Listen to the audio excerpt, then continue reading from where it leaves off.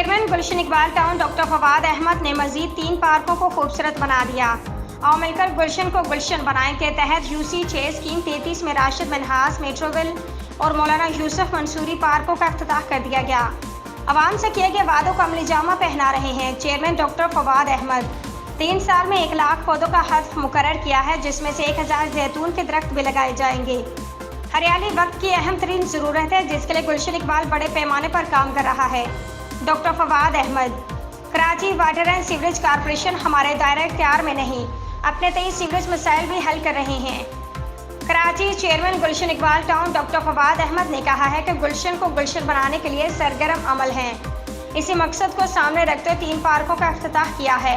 अवाम को उनकी दहलीज पर बेहतरीन बल्दियाती सहूलियात महदूद वसाइल के साथ मुहैया करने के लिए शब रोज़ खिदमात की फरहमी में मसरूफ़ अमल हैं।